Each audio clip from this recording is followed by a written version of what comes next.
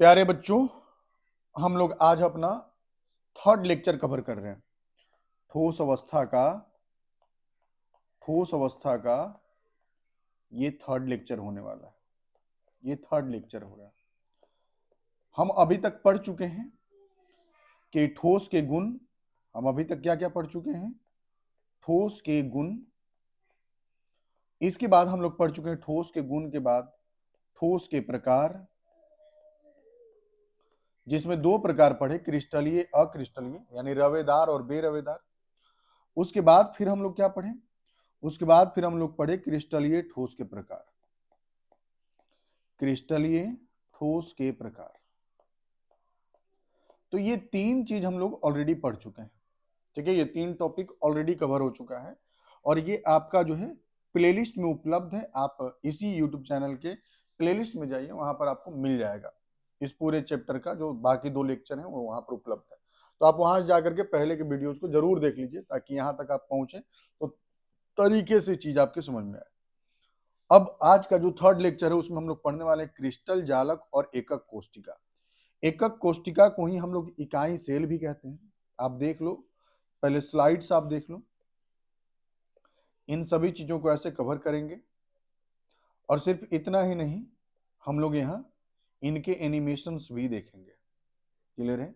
ये एनिमेशंस भी हम लोग देखने वाले हैं।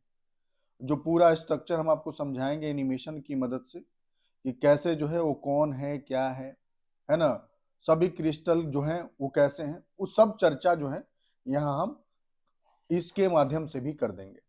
तो आपका जो कॉन्सेप्ट क्लैरिटी हो और थोड़ा और बढ़ जाएगा। आइए शुरुआत करें हम लोग अपने पहले पॉइंट से, जिसका नाम है क्रिस्टल जालक। ठीक है, क्रिस्टल जालक की बात करनी तो समझिए क्रिस्टल जालक क्या है। आप सोचो, इमेजिन करो कि हमारे और आपके शरीर का ढांचा, ठीक है, हमारे और आपके शरीर का जो ढांचा है, वो ढांचा आपको जो दिख रहा है वो कैसे निकाल रहे हो? एक्सरे की मदद से। ठीक है, एक्सरे की मदद से। तो वैसे ही ठोस पदार्थ जो होते हैं, उन ठोस पदार्थों का एक्सरे किया गया, इस विधि को कहा जाता है X-ray diffraction. X-ray diffraction method, इस विधि को कहा जाता है। क्लियर है बात? X-ray diffraction method. एक्सरे ही मानकर चलिए आप। और जब ठोस पदार्थों का एक्सरे किया गया तो उसके अंदर का ढांचा पता चला कि आंतरिक बनावट क्या है। जैसे हमारे शरीर में हड्डी कैसे फैला हुआ, उसका पता करना है तो हम क्या करेंगे? एक्सरे कराते हैं। वैसे ही जब ठोस पदार्थों का एक्सरे किया गया तो उसका आंतरिक संरचना जो है वो पता चला।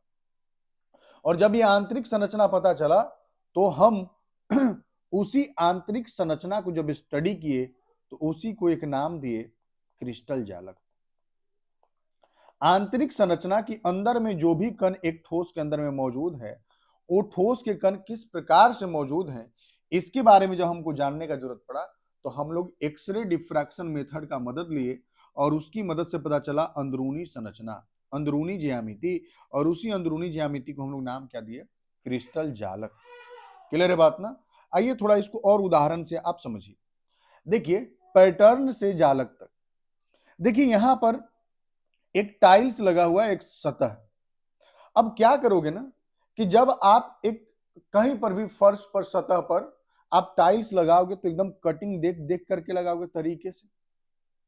ठीक है, तो ये बार बार रिपीटेशन जो है एक संरचना देगा। ऐसे मान लो ये आप सजाओगे तो एक संरचना देगा। तो ऐसे कटिंग वाले टाइल्स को देख करके सही तरीके से सजाया जाता है ताकि एक बेहतर संरचना निकल कर आए। तो ये जो संरचना निकल कर आया, वही संरचना आपका क्या कहला रहा? क्रिस्टल जालक। देखिए, जब हम फर्श पर टाइल बिछाते हैं तो एक पुनरावृत्ति पैटर्न बनता है, रिपीटिंग पैटर्न बनता है कि बार बार उस टाइल को उस तरीके से रख रहे हैं ताकि वो फिट होते जाए और वो एक बेहतर संरचना देकर के जाए।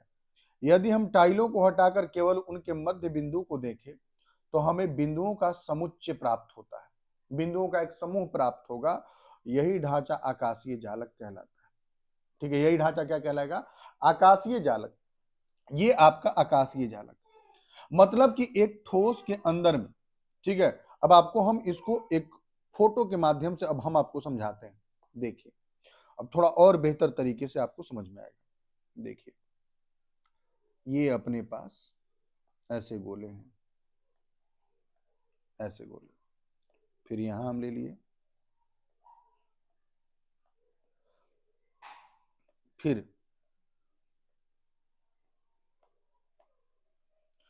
आ जाइए, ये परमाणु है ठोस के अंदर का।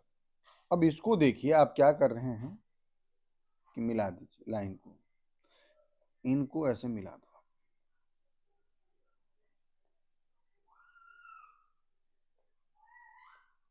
आप देखो तो एक संरचना निकल कर आया कि नहीं, एक ढांचा निकल कर आया यहां से। इसको ऐसे ही बढ़ाते जाना है। देखो ये ढांचा निकल कर आ रहा है कि नहीं, ये ढांचा कुछ ऐसा बनकर आ रहा है।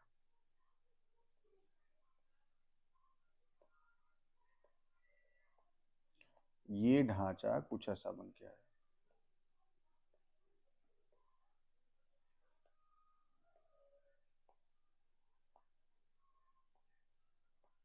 ये ऐसे ढांचा बनकर आ रहा।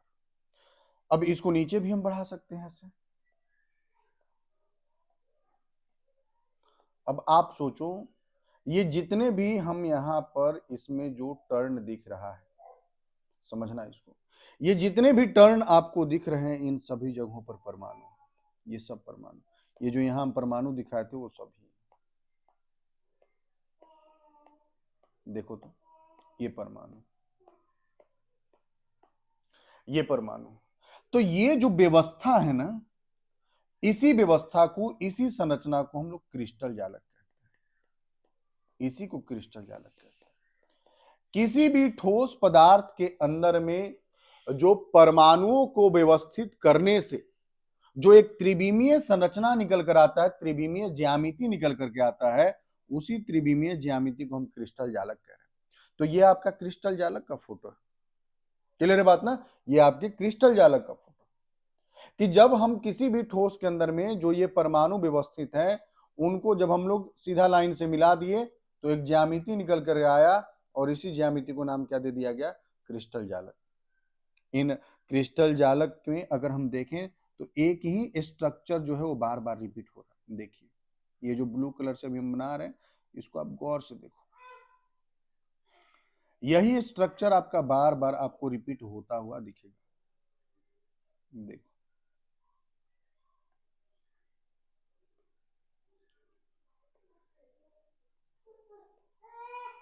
देखिए, तो ये घन बना। अब देखिए इसके बगल में ये भी तो एक घन है, इसके नीचे भी वैसा ही, इधर भी वैसा है। तो एक ये बार बार रिपीट हो रहा है। तो ये जो बार बार रिपीट हो रहा है, इसी बार बार रिपीट होने वाले इस इकाई को हम लोग नाम देते हैं इकाई सेल। इकाई सेल या इसी को यूनिट सेल कहते हैं इंग्लिश में, और एकदम शुद्ध में बोलिएगा तो एकक कोशिका नाम दिया जाएगा, क्योंकि इसी संरचना के बार बार रिपीटेशन से आपके पूरे क्रिस्टल जालक का निर्माण हो रहा है। तो इसको इकाई सेल नाम दिया जाएगा, क्लियर है बात ना, इसको इकाई सेल नाम दिया जाएगा। ठीक है, तो यहां पर ये जो एक सिंगल टाइल आपको दिख रहा है, इस सिंगल टाइल्स को हम लोग नाम क्या देंगे, तो इसको हम लोग नाम देंगे इकाई सेल या एकक कोशिका। मामला क्लियर हो रहा है? ठीक है, तो आइए अब आगे बढ़ें और आपके कहानी को समझाएं। अच्छा, एक खास बात कि ये जो क्रिस्टल जालक का जो संरचना है, इसमें जितने भी पॉइंट्स हैं, इन सभी पॉइंट्स पर कौन उपस्थित है, तो परमाणु, अणु या आयन। क्योंकि एक ठोस का निर्माण या तो परमाणु से हो सकता है, या अणु से हो सकता है, या आयन से हो सकता है। तो यहां जो मौजूद है वो क्या है, परमाणु, अणु या आयन। क्या क्या, परमाणु भी हो सकता है, अणु भी हो सकता है, आयन भी हो सकता है। क्या इलेक्ट्रॉन हो सकता है? नहीं, बिल्कुल नहीं। क्या प्रोटॉन हो सकता है? बिल्कुल नहीं। क्या हो सकते हैं अवयवी कण के रूप में? तो या तो परमाणु, या अणु, या फिर आयन। यही तीनों में से कुछ हो सकते हैं, इसके अलावा और कुछ नहीं हो सकता। क्लियर है बात? तो ये जितने भी बिंदु हैं, इन सभी बिंदुओं पर कौन उपस्थित है, परमाणु उपस्थित है। इन बिंदुओं को नाम क्या दिया जाएगा भाई, तो ये जो बिंदु, ये जो जहां पर परमाणु उपस्थित है, इन सभी बिंदुओं को नाम दिया जाएगा जालक बिंदु। क्या नाम देंगे? जालक बिंदु। अब आ जाइए आप अपने लिखित बात पर। क्रिस्टल संरचना का निर्माण कैसे होता है? तो ये एक परमाणु है जिसको मोटिफ का नाम दिया जा रहा है, एकदम छोटा सा मात्रक है। ये है आकाशीय जालक यानी परमाणुओं का सजावट। ठीक है, यहाँ पर ये बिंदुओं का सजावट, और इन्हीं बिंदुओं पर जब परमाणु को रख देंगे तो जो बना वो हमारा क्रिस्टलीय संरचना बना। मोटिफ जो है एक अणु, परमाणु या आयन जो संरचना की इकाई है। इस लाइन को भी कई बार मोटिफ कह दिया जाता है। आकाशीय जालक बिंदुओं का एक काल्पनिक ढांचा। समीकरण मोटिफ प्लस आकाशीय जालक मिलकर के क्रिस्टल संरचना का निर्माण करता है। आइए अब मूल बात पर आइए। क्रिस्टल जालक के अभिलक्षण। ठीक है, क्रिस्टल जालक हम लोग किसको कह दे रहे हैं? तो किसी भी ठोस पदार्थ का जो अवयवी कणों का त्रिविमीय ज्यामिति है, त्रिविमीय व्यवस्था है, उसको क्रिस्टल जालक कह रहे हैं। और क्रिस्टल जालक का संरचना देखिए यहाँ पर बनाए हुए हैं। क्लियर है बात ना? यही है। और जहां जहां इन बिंदुओं पर परमाणु है उन बिंदुओं को नाम क्या दिया जा रहा है? जालक बिंदु। इन्हीं जालक बिंदुओं को सीधी रेखा से मिला दी जा रही है ताकि एक निश्चित संरचना निकल करके आए जो हम यहाँ पर काम किए, और इसी संरचना को हम लोग क्या नाम दे रहे हैं? क्रिस्टल जालक नाम दे रहे हैं। ठीक है ना? तो देखिए जालक का प्रत्येक बिंदु जालक बिंदु कहलाता है यानी लैटिस पॉइंट कहलाता है। प्रत्येक जालक बिंदु एक अवयवी कण यानी परमाणु, अणु या आयन को निरूपित करता है। ये जितने भी जालक बिंदु हैं इन सभी जगहों पर क्या क्या है? या तो परमाणु है, या अणु है, या फिर क्या हो सकता है? आयन हो सकता है। और इसके बाद तीसरा जो पॉइंट आता है वो है जालक बिंदुओं को सीधी रेखा से जोड़ा जाता है जिससे जालक की ज्यामिति व्यक्त हो सके। इन सभी परमाणुओं को हम लोग सीधी रेखा से मिला दे रहे हैं जिससे एक निश्चित ज्यामिति निकल के आ रहा है। यहाँ पर आप देखो ये जितने भी लाइन हम मिला रखे हैं इन सभी में क्या हो रहा है? इन सभी की मदद से एक निश्चित संरचना निकल करके आ रहा है ना? इन परमाणुओं को जब मिला दिए, इन बिंदुओं को मिला दिए सीधी रेखा से तो एक निश्चित संरचना निकल कर आए। आप इसको घन कहो, घनाभ कहो, जो बोलो, तो एक निश्चित संरचना निकल करके आ रहा है। ठीक है, एक निश्चित संरचना निकल के आ रहा है। तो ये तीन क्या हो गए? ये तीन हो गए क्रिस्टल जालक के अभिलक्षण। ये इंपॉर्टेंट हिस्सा है आपका, इंपॉर्टेंट है ये 2 मार्क्स में आपके एग्जाम में पूछा जाता है, ये इंपॉर्टेंट है। क्लियर है बात ना? अब आइए आगे। अब है एकक कोष्टिका। ठीक है, तो जैसा कि हम आपको यहां समझाए थे। अच्छा, इसका जो है आप एक बार फोटो भी देख लो। आप एनिमेशन भी अगर आप चाहो तो इसका दिखा देते हैं। देखो इसका एनिमेशन अगर आपको देखना है तो ये है एनिमेशन, ये क्रिस्टल जालक। क्लियर है बात ना? इसी को आप क्रिस्टल जालक कह रहे हो। देख रहे हो यहाँ पर सभी जगहों पर, ये यहाँ पर आप देख रहे हो तो ये सभी जगहों पर क्या है? परमाणु। क्लियर है बात ना? ये इन सभी जगहों पर परमाणु। समझ में आ रहा होगा आपको? ठीक है, जितने भी गोले दिख रहे हैं जो सोने की तरह हैं या फिर चांदी के रंग के हैं, है ना, ये सभी क्या है? ये सभी आपके परमाणु हैं, अणु हैं या आयन है। और ये जो संरचना है ये क्रिस्टलीय संरचना। देखो कितना बड़ा जालनुमा संरचना। ठीक है, अब आ जाइए फिर से अपने टॉपिक पर लौटिए। अब जैसा कि हम बात किए आपसे कि यहां पर देखिए एक संरचना ये वाला, यहां आप देखो एक संरचना यहां पर जो है ये रेड कलर वाला, ये वाला जिसको अभी ब्लैक से अब हम कर रहे हैं, ये संरचना बार बार रिपीट हो रहा है। इसी रिपीटेड इकाई को, जिसकी मदद से पूरे संरचना का निर्माण हो रहा है, इसी रिपीटेड इकाई को हम लोग नाम क्या दे रहे हैं? इकाई सेल या यूनिट सेल। इंग्लिश में एकक कोष्टिका इसी को कह रहे हैं। क्लियर होगी बात ना? तो एकक कोष्टिका पर आ जाइए और बात करते हैं। एकक कोष्टिका का अर्थ क्या है भाई? तो एकक कोष्टिका का अर्थ यह है कि यह क्रिस्टल जालक का लघुत्तम भाग है, सबसे छोटा भाग है। देखिए यहाँ पर ऐसे ये सभी एकक कोष्टिका है और ये सभी एक दूसरे से जुड़ करके क्या बना रहे हैं? पूरे ये क्रिस्टल जालक का निर्माण कर रहे हैं। ये जो पूरा संरचना है ये आपका क्या है? ये पूरा का पूरा संरचना आपका क्या है? क्रिस्टल जालक। क्लियर है बात ना? ये पूरा का पूरा संरचना क्रिस्टल जालक। क्लियर है बात? अब देखिए इसे विभिन्न दिशाओं में बार बार दोहराने पर पूर्ण जालक का निर्माण होता है। ये देखो बार बार रिपीटेशन, यहां आया फिर यहां आया फिर यहां आया फिर यहां आया, तो बार बार रिपीटेशन से ही पूरे ठोस के जालक का निर्माण हो रहा है। यह जालक का मूलभूत संरचनात्मक इकाई, यानी कि क्रिस्टल जालक का सूक्ष्मतम इकाई है। क्रिस्टल जालक का सूक्ष्मतम पुनरावृत्ति वाला इकाई है, जिसके बार बार जोड़ से, जिसको बार बार रिपीट करने से पूरे क्रिस्टल जालक का निर्माण होता है। इसको इंग्लिश में यूनिट सेल कह रहे हैं। और ऐसे एक और नाम क्या है, इकाई सेल इसका नाम। क्या नाम हो जा रहा है इसका, इकाई सेल नाम हो जा रहा है। क्लियर है बात ना। अब आइए आगे बढ़ते हैं। अब एकक कोष्टिका के पैरामीटर की बात कर रहा है। पैरामीटर मतलब मापक। अब आप ही सोचो ना, देखो आप ध्यान समझिए, एक पेज से आपको समझाते हैं। देखो, अगर आप चाहो तो एक बार घन की तरह भी बना सकते हो। एकक कोष्टिका ये घन की तरह भी बन सकता है। देखो तो बताओ, ये घनाभ की तरह भी बन सकता है, ऐसे ही बन सकता है। तो बताओ कि ये किस बात पर निर्भर किया। तो ये बात निर्भर किया किस पर, इस पर निर्भर किया, ये तीन भुजाओं पर। ये देखो तो, ये जो तीन भुजा हैं, क्या इन तीन भुजाओं पर निर्भर नहीं किया। यहां इन तीन भुजाओं की लंबाई लगभग बराबर है, तो घन की तरह बन गया। लेकिन यहां अंतर आया तो ये घनाभ की तरह बन गया। क्लियर हो रही बात ना, ये अलग बन गया।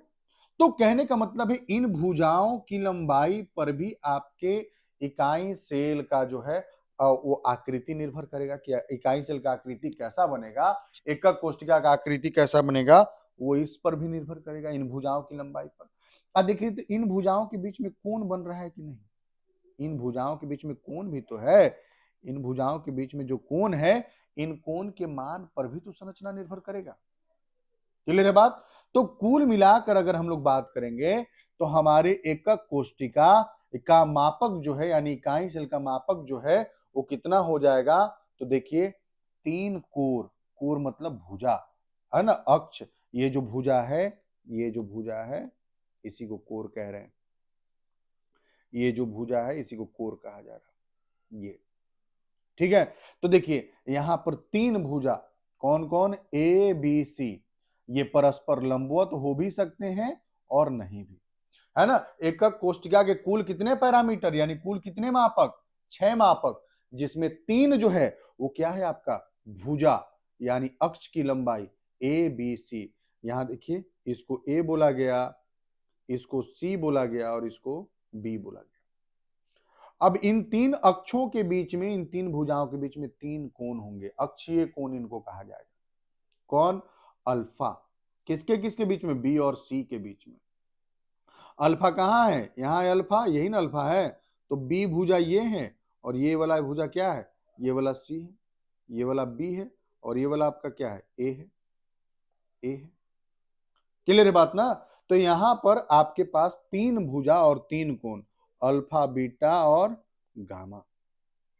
तो ये तीन भुजा आपस में बराबर भी हो सकते हैं, एक दूसरे के परस्पर लंबवत भी हो सकते हैं, नहीं भी हो सकते हैं। ये तीन कोण जो है, तीनों कोणों का मान कभी बराबर भी हो सकता है, कभी दो कोण का मान बराबर हो सकता है, कभी किसी का बराबर नहीं हो सकता। और इस प्रकार से कुल 6 मापक हैं किसके, इकाई सेल के। और इन्हीं पर आपका पूरा जो है आकृति एकक कोष्टिका का निर्भर करेगा। तो अगर आपसे पूछा जाएगा कि मापक कितने हैं, तो मापकों की संख्या 6 है। क्लियर है बात, तीन भुजा और तीन कोण। अब यहां पर मापक जब हो गया, तो अब हम एकक कोष्टिका के प्रकार पर आएंगे। एकक कोष्टिका मतलब दिमाग में रखिएगा, इकाई सेल। एकक कोष्टिका के प्रकार पर आएंगे। तो एकक कोष्टिका मूल रूप से दो प्रकार का है। मूल रूप से कितने प्रकार का है, दो प्रकार का, ठीक है ना। मूल रूप से दो प्रकार का, कितने प्रकार का, दो प्रकार का। एक है आद्य एकक कोष्टिका, आद्य को आप सरल भी कहते हैं, सरल इकाई सेल आप इसको कह सकते हैं, या सरल एकक कोष्टिका कह सकते हैं। और दूसरा होता है केंद्रित एकक कोष्टिका, जिसको आप केंद्रित इकाई सेल भी कहेंगे। आद्य में क्या अंतर है और एक केंद्रित में क्या अंतर है। आद्य का अर्थ वो है कि जब इकाई सेल में परमाणु जो है सिर्फ कोनों पर मौजूद है। ये जो कोने हैं, इन कोनों पर सिर्फ परमाणु मौजूद है। देख रहे हो ना, ये कोने, 8 कोने हैं इकाई सेल के, 8 कोने, और इन 8 कोनों पर ही क्या है, मौजूद है परमाणु। सिर्फ 8 कोनों पर परमाणु मौजूद है, तो हम कह दे रहे हैं कि यह सरल इकाई सेल। यानी सरल इकाई सेल या आद्य एकक कोष्टिका वह होगा जिसमें केवल कोनों पर परमाणु उपस्थित होंगे। अवयवी कण कहां उपस्थित होंगे? सिर्फ कोनों पर, ठीक है ना, सिर्फ कोनों पर। अब जब कोनों पर उपस्थित है तो यहां से इसको आप फोटो से भी, इसको आप वीडियो से देख लो।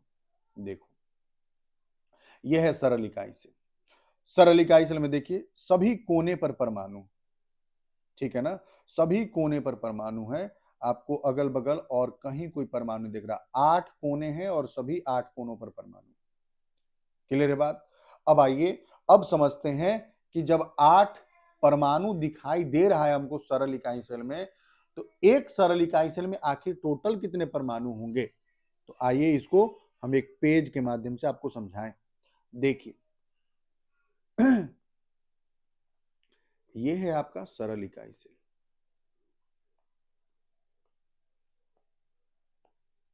सरल इकाई सेल जिसमें ये कोने पर परमाणु, तो हर कोने पर कितने परमाणु हैं? 8 परमाणु। सॉरी, हर कोने पर एक परमाणु। तो टोटल एक इकाई सेल में हमको कितना परमाणु दिख रहा? 8।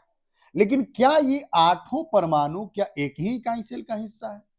तो आंसर है नहीं, क्योंकि यहां देखो, इससे एक इकाई सेल ऐसे भी तो जुड़ा होगा, एक इकाई सेल इस प्रकार से भी तो जुड़ा होगा,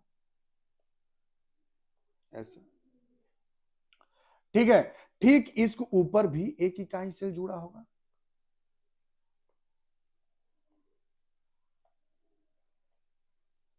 ठीक इसके ऊपर भी एक इकाई सेल जुड़ा होगा, और इसके ठीक बगल में यहां भी एक जुड़ा होगा,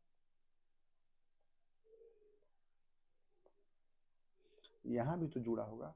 तो आप सिर्फ इसको देखो, आप इस परमाणु को देखो, यह अब कितनी इकाई सेलों से जुड़ गया? 1 2 3 4, 4 इकाई सेल, और चारों इकाई सेल सामने है, इसके जस्ट पीछे भी 4 इकाई सेल ऐसे ही होंगे। तो कोने पर मौजूद एक परमाणु जो है वो कितने भागों में बटा है? 8 भागों में, ठीक है ना। कोने पर उपस्थित परमाणु, कोने पर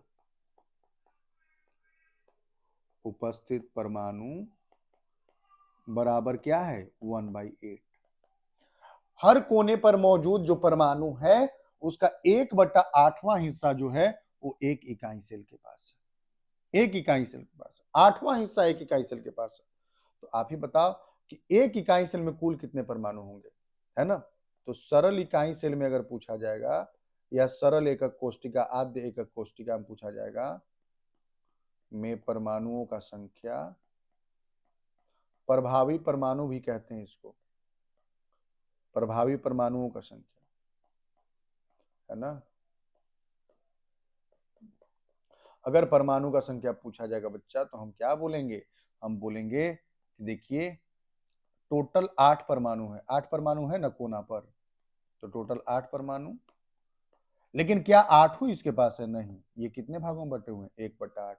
तो 8 से 8 कट जाएगा, कितना परमाणु हो जाएगा? 1। तो देखने में तो लग रहा है कि एक सरल इकाई सेल में टोटल 8 परमाणु है, लेकिन ये एक्चुअल में कितना है? 1 है।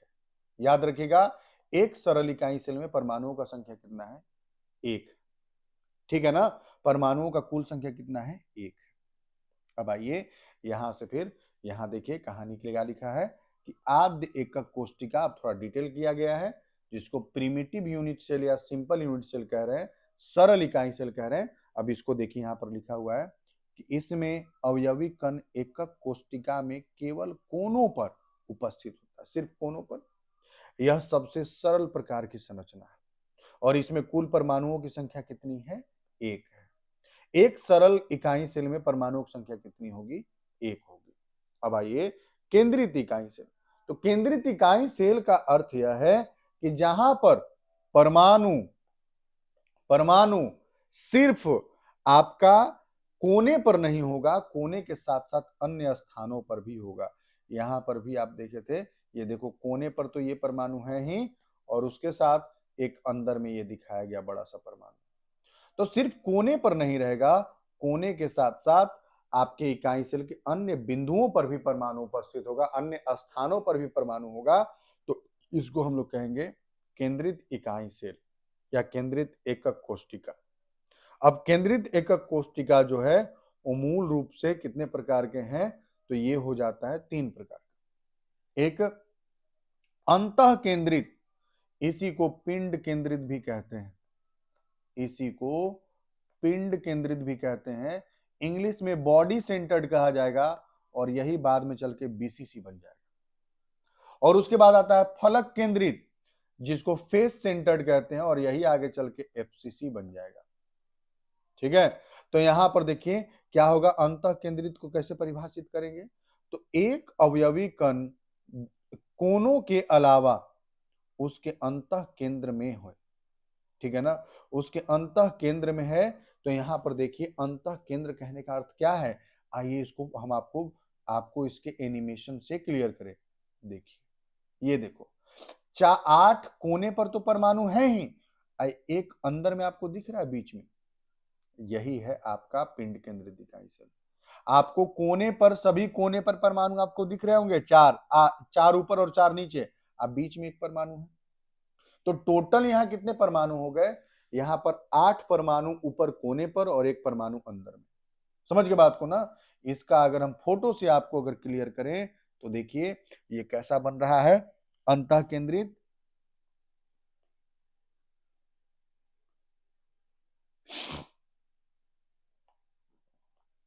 ये है अंतः केंद्रित, यहां पर परमाणु है और एक अंदर में परमाणु, यहां पर ऐसे है अंतः केंद्रित या पिंड केंद्रित इकाई सेल। इसी को कहते हैं अंतः केंद्रित इकाई सेल या पिंड केंद्रित इकाई सेल। क्लियर होगी बात ना। ये पिंड के अंदर में है, लूडो का डाइस जो है, डाइस मानकर चलिए डाइस के अंदर में। तो अगर इसमें हमसे पूछा जाए कि परमाणुओं का संख्या बताइए, इसमें परमाणुओं का संख्या पूछा जाए बालक लोग, तो कितना बताओगे, देखो परमाणुओं का संख्या बराबर, तो क्या बताओगे, क्या बताओगे, देखो कोना पर तो 8 परमाणु है और आठों कितने भाग में बटे होते हैं, 1/8, प्लस एक अंदर में है ना यहाँ पर, तो ये अंदर में है। अब आपके पेट में कोई मटेरियल है तो आपको कोई गला मिलेगा, तो क्या पेट वाला मटेरियल ट्रांसफर हो पाएगा, क्या नहीं होगा, वो आपका पूरा हिस्सा है। वैसे ही ये अंदर में है, तो ये पूरा का पूरा परमाणु इसी इकाई सेल का होगा। तो 8 से 8 कट जाएगा, 1 प्लस 1, तो टोटल कितने परमाणु हो जाएंगे, 2। टोटल 2 परमाणु होगा यहां पर। तो आपसे पूछा जाएगा कि पिंड केंद्रित इकाई सेल में, पिंड केंद्रित इकाई सेल में परमाणुओं का संख्या कितना होगा, तो आपका आंसर क्या होगा कि 2 होगा। पिंड केंद्रित को ही बाद में बीसीसी के नाम से जाना जाएगा, ठीक है ना। तो पिंड केंद्रित इकाई सेल में परमाणुओं की संख्या कितनी होती है, 2। अब आ जाइए इसके बाद, फिर आइए अब फलक केंद्रित। फलक केंद्रित में कहता है कि यहां पर कोनों के अलावा एक अवयवी कण प्रत्येक फलक के केंद्र पर भी होता है। यहां सिर्फ कोने पर नहीं हुआ, कोने के साथ साथ सभी फलकों पर। सभी फलकों का कहने का अर्थ क्या है, तो आइए ग्राफ आपको एक और फोटो लेते हैं और उसे समझाते हैं।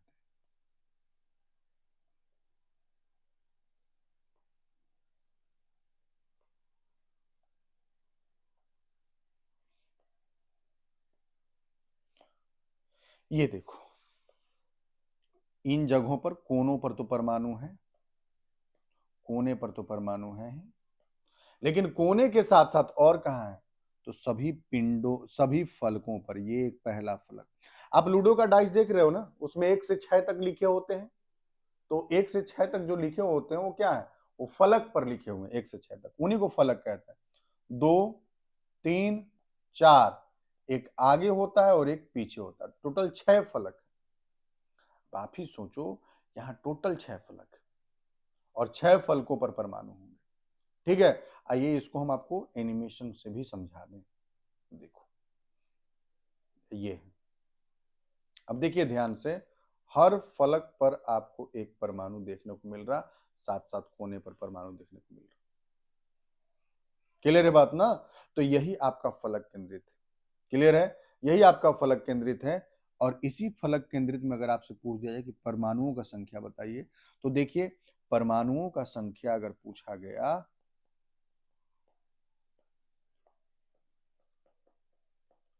परमाणुओं का संख्या पूछा गया, तो कोने पर जो परमाणु है वो 8 है और सभी कितने भागों में बटे हैं, 1/8। फलक पर कितने परमाणु है? 6। लेकिन क्या पूरा का पूरा 6 परमाणु इसी इकाई सेल के पास है? आंसर है नहीं, क्योंकि हर एक फलक के साथ 2 इकाई सेल जुड़ा होता है। देखिए आपको ड्रॉ करके समझा देते हैं। देखो तो, ये देखो, अब एक इकाई सेल ये है और एक इकाई सेल ये, तो ये वाला जो फलक है, ये वाला जो फलक है, इसको दूसरे कलर से करते हैं। ये वाला जो फलक हो गया,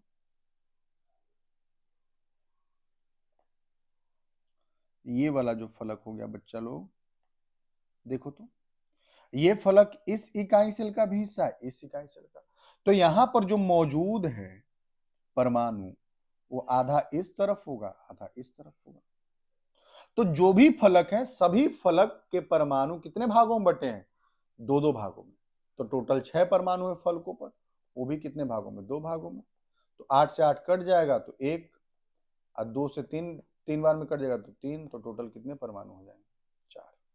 तो इकाई सेलों में कुल परमाणु की संख्या कितनी हो जाएगी? 4। यानी कि यहां जो, जब आप बात करेंगे फलक केंद्रित इकाई सेल, फलक केंद्रित सेल की बात करेंगे, जिसको बाद में एफसीसी के नाम से जाना जाएगा, तो उसमें परमाणुओं का संख्या कितना निकल के आ रहा है? 4 निकल कर आ रहा है। क्लियर है बात ना? 4 निकल के आ रहा है। तो फलक केंद्रित इकाई सेल में परमाणु की संख्या कितना हो जाएगा? 4 हो जाएगा। कहानी क्लियर हो जा रहा है? परमाणु की संख्या 4। अब आइए आगे कहानी को लेकर चले और अंतिम प्रकार पर आते हैं, वो है अंत्य केंद्रित एकक कोशिका, जिसको इंड सेंटर्ड यूनिट सेल कहते हैं। अंत्य केंद्रित में कहता है कि देखिए, इसमें सभी कोनों पर तो परमाणु होगा, ये कोना पर सब जगह परमाणु है, 8 कोने पर परमाणु है। इसके साथ साथ किसी भी 2 विपरीत फलक पर, तो एक ऊपर लिखे बनाया है, एक नीचे बनाया है, तो 2 विपरीत फलक पर हो गया। तो यहां पर टोटल जो है ऐसे, अब इधर भी हो सकता था, यहां हो सकता था, यहां हो सकता था, आगे वाले पे हो सकता था, पीछे वाले पे हो सकता था। तो किसी भी 2 विपरीत फलक पर, इसमें कोनों पर उपस्थित कणों के अतिरिक्त एक अवयवी कण किन्हीं 2 विपरीत फलकों के केंद्र में पाया जाता है। तो यहां पर कितना हो जाएगा टोटल? अगर हम परमाणुओं का संख्या निकालेंगे, तो परमाणुओं का संख्या निकालिएगा तो कोना पर तो 8 है ही, तो 8 गुने 1/8, अब प्लस फलक पर कितने परमाणु है? 2। और हम आपको बताएं कि दोनों कितने भागों में बटे होंगे? 1/2। फलक वाले तो आधा आधा बटे हुए हैं, तो 8 से 8 कट जाएगा 1, और 2 एकम 2 कट जाएगा, तो कितना आ जाएगा? 2 हो जाएगा। तो अंत्य केंद्रित इकाई सेल में परमाणु की संख्या कितनी होगी? 2 होगी। जैसा कि पिंड केंद्रित में हो रहा था, वैसा ही यहाँ पर। क्लियर है बात? आई होप कि आपको समझ में आ रहा होगा। और अगर समझ में आ रहा है, तो जो भी आपके दोस्त हैं जिनको जरूरत है इस तरीके से डिटेल करके पढ़ने का, उनको शेयर कर दीजिए। साथ में आप इस चैनल को सब्सक्राइब भी कीजिए, ताकि हम साथ आगे बढ़े और हमको ये बात पता चले कि नहीं, मेरे द्वारा जो काम किया जा रहा है वो लोगों तक सही तरीके से पहुंच रहा है, और आप वो एक व्यक्ति हैं जिनको इस चीज का जरूरत है, ताकि मैं इस चीज को प्रॉपर तरीके से कंटिन्यू कर सकूं और आप तक इस तरह के लेक्चर्स पहुंचा सकूं। ओके, चलिए आगे बढ़ें। और अब आइए, वो देखो, वो जो आप जो भी 3-4 प्रकार का आप इकाई सेल अभी पढ़े, उसमें परमाणुओं का सजावट था। लेकिन अब उसी इकाई सेल का ये रूप है जिसको हम क्रिस्टल तंत्र कहते हैं। और ये डिपेंड किस बात पर करता है? तो 3 भुजा जो हम लोग बात किए थे, ए बी सी और अल्फा बीटा गामा, तो उन 3 भुजाओं और 3 अक्षीय कोणों के माप के आधार पर जब वर्गीकरण किया गया, तो वो जो सजावट निकल कर आया, उसी सजावट को नाम दिया गया क्रिस्टल तंत्र। उसी सजावट को क्या नाम दे दिए? क्रिस्टल तंत्र। और ये क्रिस्टल तंत्र जो है, ये कितने प्रकार के मिले? 7 प्रकार के। यानी इस मापक के आधार पर देखा गया तो टोटल कितने प्रकार के संरचना बन पाए? तो 7 प्रकार का संरचना बना। और इन्हीं मापक के आधार पर इन 7 संरचनाओं में जब परमाणुओं को व्यवस्थित किया गया, तो यहां पर क्या हो जाएगा? टोटल 14 प्रकार का व्यवस्था निकल करके आया। और उसी 14, देखिए 3 विमाओं में केवल 14 प्रकार की जालक संभव है, केवल 14 प्रकार की जालक संभव है ना। टोटल 14 प्रकार का संरचना निकल करके आया, और इन्हीं 14 प्रकार की संरचनाओं को ब्रेविस चालक नाम दिया। यानी कि जब क्रिस्टल तंत्र में परमाणुओं को व्यवस्थित किया गया तो कुल ठोसों के लिए 14 प्रकार की संरचनाओं का निर्माण हुआ। उन्हीं 14 संरचनाओं को ब्रेविस चालक कहा जाने लगा। फिलहाल जो 7 क्रिस्टल तंत्र बने, क्रिस्टल सिस्टम बने, वो 7 यहाँ अपने पास है। घनीय, द्विसमलंबाक्ष, विषमलंबाक्ष, षटकोणीय, त्रिसमन्ताक्ष, एकंताक्ष और त्रिंताक्ष। ये टोटल 7 प्रकार का क्रिस्टल तंत्र बना और इन्हीं क्रिस्टल तंत्रों में जब परमाणुओं को व्यवस्थित किया गया तो वही व्यवस्था जो है आपका क्या बन करके आया, तो वो आपका क्या हमारा बन करके आया, तो वो हमारा ब्रेविस चालक बनकर आया। आइए अब एक एक करके सबका डिटेलिंग कर लें जो 7 प्रकार है उनका। तो घनीय, घनीय में क्या हो जाएगा, तो घनीय संरचना जो है इसका क्या खासियत है, तो देखिए ये अल्फा ए बराबर बी बराबर सी, हम सभी जानते हैं कि घन का भुजा बराबर होता है और इसमें अल्फा बीटा गामा जो है कितना डिग्री बराबर होगा, 90 डिग्री। ये कौन सा संरचना होगा, तो NaCl और कॉपर ये संरचना बनाएगा। अच्छा, घनीय वाले में जब सजावट करोगे तो ये सरल भी बनेगा,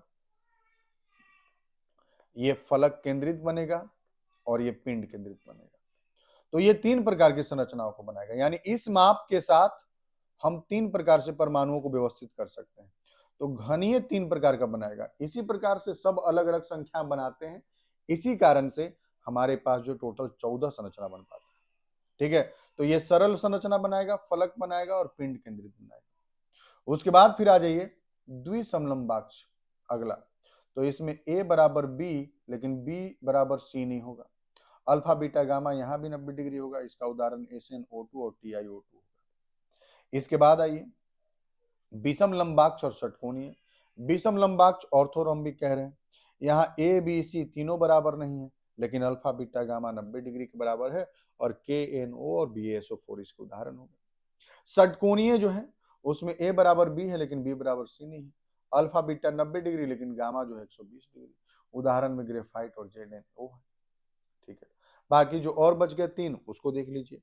त्रिसमन्ताक्ष रोम्बोहेड्रल, ABC तीनों बराबर है लेकिन अल्फा बीटा गामा तीनों बराबर है लेकिन 90 डिग्री के बराबर नहीं है, तो इसका CaCO3। वहीं एकंताक्ष की बात करें तो एकंताक्ष में आपका A बराबर B बराबर C नहीं है। अल्फा और गामा 90 डिग्री लेकिन बीटा जो है 90 डिग्री बराबर नहीं है, तो यहाँ पर Na2SO4 या एकंताक्ष गंधक भी होता है, मोनोक्लिनिक सल्फर उसको कहते हैं। त्रिंताक्ष A बराबर B बराबर C नहीं है और ना ही अल्फा बीटा गामा 90 डिग्री के बराबर, इसमें आपका CuSO4 5H2 उदाहरण हो गया। तो ये टोटल 7 प्रकार का आपका क्रिस्टल तंत्र रहा। हालांकि देखिए आपको ये रटना नहीं है, दिमाग में रखिएगा, ये आपको रटना नहीं है, इसके लिए टेंशन नहीं लेना है। आपको क्या याद करना है, एक घनीय वाला याद रखिएगा। इसी कारण से हम आपको बता भी दी कि घनीय में ये 3 संरचनाएं बन पाती है। इसमें अंत्य केंद्रित नहीं बन पाता है, इसमें जो है अंत्य वाला जो एक पढ़े तो वो नहीं बन पाएगा। इसमें सिर्फ जो है वो कौन बनेगा, वो 3 बनेगा, सरल, फलक और पिंड, सिर्फ 3 बन पाएंगे। ठीक है, तो टोटल हमारा कहानी रहा कि एक बिंदु सबसे छोटा, इससे फिर बना एकक कोष्टिका और इससे बना आपका क्रिस्टल जालक। ठीक है, जालक का मतलब होता है बिंदुओं का 3D ढांचा, एकक कोष्टिका मतलब जिससे जालक का निर्माण होता है, और विविधता में 7 क्रिस्टल तंत्रों से 14 ब्रेविस जालक संभव है। यानी कहने का मतलब है कि किसी भी ठोस के लिए कुल कितनी प्रकार की संरचनाएं संभव हो सकती हैं, तो कुल 14 प्रकार की संरचनाएं संभव हो सकती हैं और उन्हीं 14 प्रकार की संरचनाओं को ब्रेविस जालक नाम देते हैं। एकक कोष्टिका का अर्थ हो गया कि जो किसी भी क्रिस्टल जालक का सूक्ष्मतम संरचनात्मक इकाई जो है वो एकक कोष्टिका है। जालक बिंदु का अर्थ है कि क्रिस्टल जालक में वे सभी बिंदु जहां पर अवयवी कण यानी परमाणु, अणु या आयन उपस्थित होते हैं, इनको हम लोग जालक बिंदु कहते हैं।